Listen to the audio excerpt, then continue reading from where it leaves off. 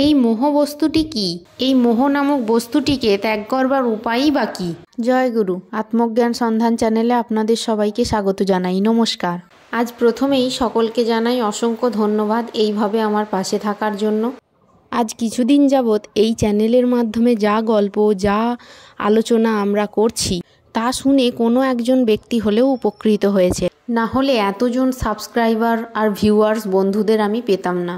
এই গল্প পাঠের মাধ্যমে যারা আমাকে শোনেন, আপনাদের কাছে আরও একটা একান্ত অনুরোধ, ভিডিওগুলো শেয়ার করে সবার মাঝে ছড়িয়ে দিন যাতে সবাই শুনতে পারে, এবং পাঠগুলি ভালো লাগলে অবশ্যই লাইক কমেন্ট করে আমাকে আপনাদের মতামত জানাতে ভুলবেন না। আজকের গল্প মোহ অন্ধের মোহমুক্তি। সাতমহলা এক প্রকাণ্ড রাজপ্রাসাদ। তারই অন্দরমহলে রানী থাকেন। রানী হলেন পরমা সুন্দরী, কিন্তু তার এই ভুবন ভোলানো রূপ একমাত্র রাজা ছাড়া বাইরের কোনো দ্বিতীয় পুরুষ কোনোদিন দেখেনি। নিজের মহলে দাসী ও সখীদের নিয়ে পরম আনন্দে রানী দিন কাটান। রানীর এই অসামান্য রূপ একদিন এক ম্যাথরের চোখে পড়ে গেল।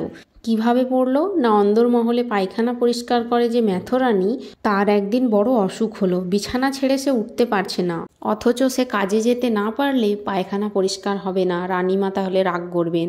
রানীমা রাগ করলে তার চাকরিটাও ছুটে যেতে পারে, আর চাকরি চলে গেলে তাদেরকে তো না খেয়ে মরতে হবে। এই সব ভেবে ম্যাথরানী তার স্বামীকে বলল, আজ তুমিই রাজবাড়িতে গিয়ে অন্দরমহলের পায়খানা পরিষ্কার করে এসো। তবে তোমাকে কিন্তু মেয়ে সেজে যেতে হবে। আমার কাপড় চোপড় তুমি পরে নাও, তাহলে কেউ তোমাকে পুরুষ বলে চিনতে পারবে না। সাবধানে কাজ সেরে তাড়াতাড়ি বাড়ি ফিরে এসো। তুমি না ফেরা পর্যন্ত আমার দুশ্চিন্তা কিন্তু ঘুচবে না। এই বলে বউয়ের কাপড় পরে মেয়ে সেজে ম্যাথর রাজবাড়ির অন্দরমহলে গিয়ে পায়খানা পরিষ্কার করলো। তারপর যখন সে চলে আসছে তখন হঠাৎ দূর থেকে রানীকে দেখতে পেল। দেখেই তো চক্ষু স্থির। এমন রূপ সে কখনো আগে দেখেনি, কিন্তু ওখানে তো দাঁড়িয়ে থাকতে পারে না, তাই বাধ্য হয়ে তাকে বাড়ি ফিরে আসতে হলো। বাড়ি ফিরে সে আর সুস্থির হয়ে থাকতে পারল না। কেবলই তার মনের মধ্যে রানীর সেই অপরূপ রূপ ভেসে উঠতে লাগলো। তার আহারে আর রুচি রইল না।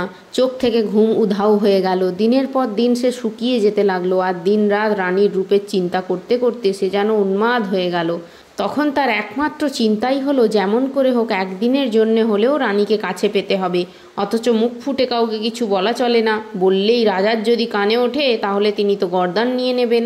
মনের চিন্তা মনে চেপে রেখেই ম্যাথর দিন কাটাতে লাগলো। স্বামীর শোচনীয় অবস্থা ম্যাথরানীর নজর এড়ালো না। সে তখন তাকে জিজ্ঞাসা করলো, কদিন ধরে তোমাকে দেখছি, তোমার কি হয়েছে বলো তো?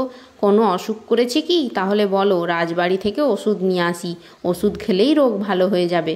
ম্যাথর বললে, আরে না না, অমন কাজ করো না। আমার রোগ যা তা কাউকে বলবার নয়, কেউ শুনতে পেলে ঘাড়ের ওপর আর মাথাটা থাকবে না। ম্যাথরানী তার স্বামীকে বড় ভালোবাসত, তাই সে বলল, তুমি আমার কাছে কিছু লুকিও না, রোগের কথা সব খুলে বলো। আমি সাধ্যমতো চেষ্টা করে দেখব যাতে তোমার আরাম করতে পারি। অনেক পীড়াপিড়ির পর ম্যাথর সব কথা ম্যাথরানীকে জানালো। রানীকে একবার অন্তত কাছে না পেলে সে মরে যাবে।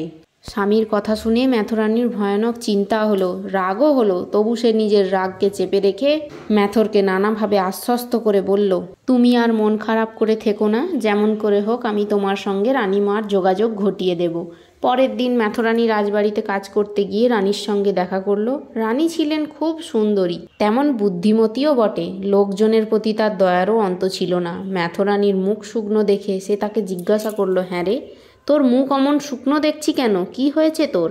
ম্যাথরানী বলল, রানীমা, আমার দুঃখের কথা কি করেই বা বলি, সে কথা কাউকে বলবার নয়। রানী বললেন, তুই আমার কাছে সব খুলে বল, আমি দেখব কি করতে পারি। ম্যাথরানী বলল, না না রানীমা, সে কথা মুখে আনতেও আমার ভয় হয়। সে কথা শুনলে আপনি হয়তো এক্ষুনি আমার মাথাটা কেটে নেবার হুকুম দেবেন। ব্যাপার কি জানবার জন্য রানীর বড় কৌতূহল হলো। তিনি ম্যাথরানীকে বললেন, তোর ভয় নেই, আমি তোকে কথা দিচ্ছি তোর কোনো ক্ষতি করব না। তুই নির্ভয়ে যা বলবার আছে তাই বল। ম্যাথরানী প্রথমেই খুব কান্নাকাটি করে নিয়ে বলতে শুরু করলো, কি আর বলবো রানীমা, সবই আমার কপাল, নইলে কি আমার স্বামীর এমন মতিগতি হয়? এই বলে স্বামীর সব কথা সে রানীকে শোনালো। নিজের অসুখ হওয়ায় কেমন করে তার স্বামী শাড়ি পরে মেয়ে সেজে রাজবাড়িতে পায়খানা পরিষ্কার করতে এসেছিল, তারপর রানীমাকে দেখে কেমন করে তার মাথা ঘুরে গেল, এই সব কথা রানীকে শুনিয়ে সে তাকে বলল, রানীমা, আপনাকে দেখে অবধি আমার স্বামী অন্ন জল ত্যাগ করেছে, দিনরাত কেবল বলছে একবার রানীমাকে আমার কাছে এনে দাও, তাকে কাছে না পেলে আমি প্রাণে বাঁচব না। রানীমা, এমন অবুঝ মানুষকে নিয়ে আমি এখন কি করব কিছু ভেবে পাচ্ছি নে। আমার কপালে বুঝি বৈধব্য ঘনিয়ে এলো। এই বলে বুক চাপড়ে ম্যাথরানী আবার কান্না জুড়ে দিল। প্রজাদের প্রতি তো রানীর দয়ার শরীর। সব কিছু শুনে তিনি খুব দুঃখ পেলেন। তিনি তখন ম্যাথরানীকে বললেন, হায় রে পোড়া কপাল, শেষে ম্যাথরের এই দুর্মতি হলো। আমি যে রাজরানী, আমার সঙ্গে কি যে সে লোক দেখা করতে পারে? তবে তোর স্বামীকে একবার জিজ্ঞাসা করে আয়, আমি যা যা করতে বলবো তা সে করতে রাজি আছে কিনা। যদি রাজি থাকে তাহলে হয়তো একদিন আমার সঙ্গে দেখা করবার একটা উপায় হতে পারে। ম্যাথরানী তাড়াতাড়ি বাড়ি গিয়ে ম্যাথরকে সব জানালো।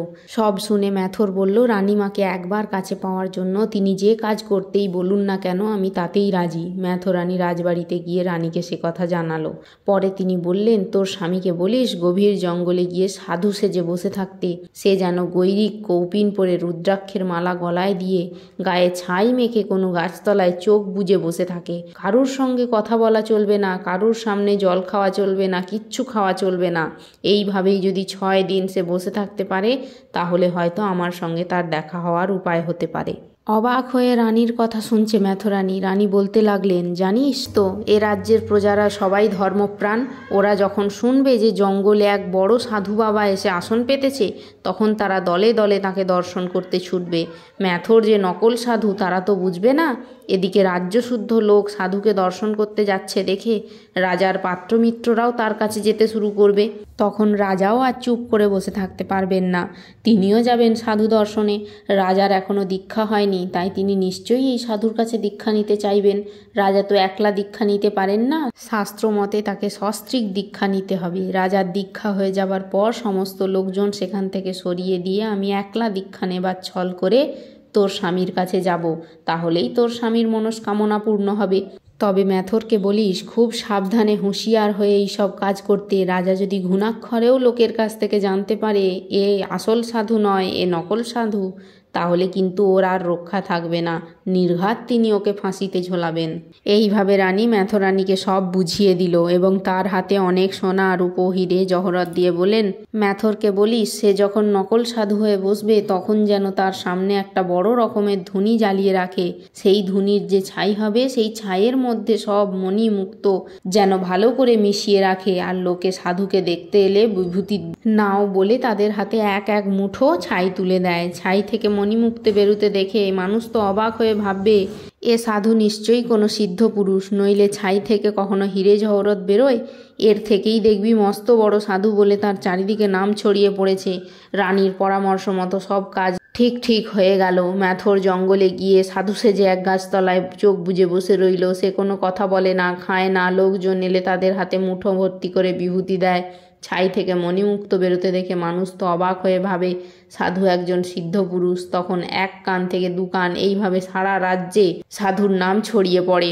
দলে দলে কত লোকজন আসতে লাগলো সাধুকে দেখতে। ক্রমে রাজার দরবারেও সাধুকে নিয়ে আলোচনা হতে লাগলো। রাজা তখন পাত্রমিত্রদের সঙ্গে করে সাধুর দর্শন করতে এলেন এবং সাধুর কাছে দীক্ষার জন্য প্রার্থনা জানালেন। ম্যাথর বলল, সস্ত্রীক দীক্ষা নেওয়াই হলো শাস্ত্রীয় বিধান।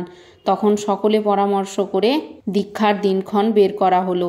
সেই নির্দিষ্ট দিনে রাজার সঙ্গে রানীও এলেন সাধুর কাছে, চারিদিকে পর্দা ঢাকা দোলায় চড়ে। প্রথমে রাজার দীক্ষা হয়ে গেল। কোটি কোটি স্বর্ণমুদ্রা দিয়ে রাজা গুরুকে প্রণাম করলেন। পাত্রমিত্র যারা সেখানে ছিল তারাও রাজগুরুকে অজস্র স্বর্ণমুদ্রা দিয়ে প্রণাম করতে লাগলো।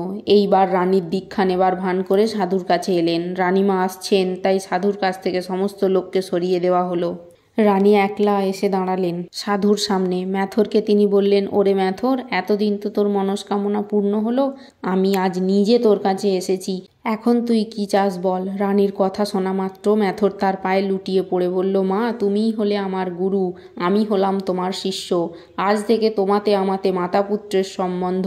মাগো, তুমি আমাকে নকল সাধু হবার উপদেশ দিয়েছিলে, সেই নকল সাধুরই আজ কত সম্মান। স্বয়ং রাজা তার পায়ে প্রণাম করছেন, কোটি কোটি স্বর্ণমুদ্রা ঢেলে দিচ্ছেন, হাত জোড় করে দাঁড়িয়ে আছেন। স্বয়ং রানীমা এসেছেন তার কাছে।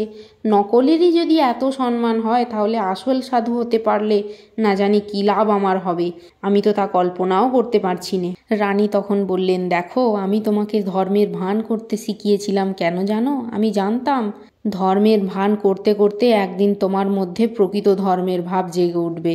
আমাকে পাবে বলে যে কি কঠোর তপস্যাই না তুমি করছো, দীর্ঘকাল চোখ বুজে আহার বাক্যের সংযম করে দিন কাটিয়েছ।